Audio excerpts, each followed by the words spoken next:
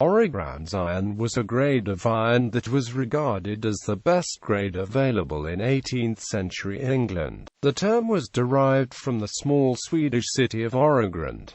The process to create it is known as the Walloon method. Öregrund iron is the equivalent of the Swedish vallonjärn, which literally translates as Walloon iron. The Swedish name derives from the iron being produced by the Walloon version of the finery forge process, the Walloon method, as opposed to the German method, which was more common in Sweden. Actually, the term is more specialized, as all the Swedish Walloon forgers made iron from or ultimately derived from the derived mine. It was made in about 20 forges, mainly in Uppland. Many of the ironworks were founded by Öregrund.The and other Dutch entrepreneurs who set up ironworks in Sweden in the 1610s and 1620s, with blast furnaces and finery forges.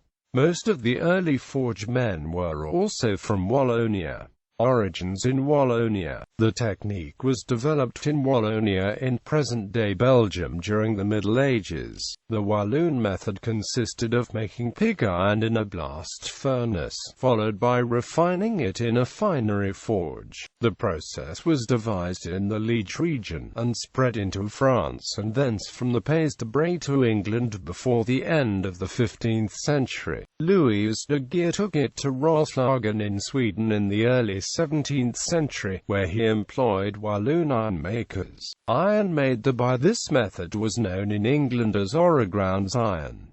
Quality, uses and marketing. Swedish law required bars of iron to have the forge's mark stamped into it for quality control reasons. In Britain, the iron was known by these marks, and the quality of each brand was well known to the buyers in London, Sheffield, Birmingham and elsewhere. It was divided into two grades. First Öregrunds came from Osterby, Leicester and Ackerby. Later, Gimo joined them. Second Öregrunds came from the other forges, including Forsmark, Haag, Vathma, and Ulfers.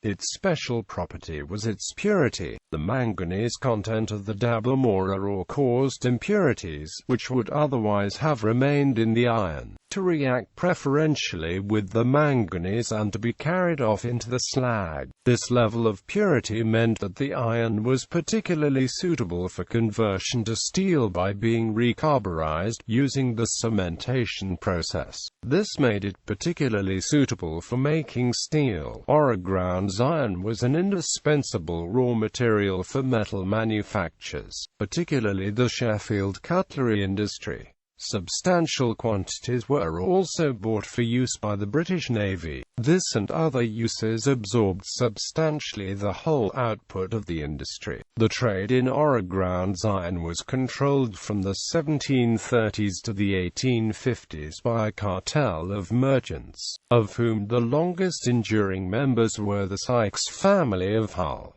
Other participants were resident in London and Bristol. These merchants advanced money to Swedish exporting houses, which in turn advanced it to the ironmasters, thus buying up the output of the forges several years in advance.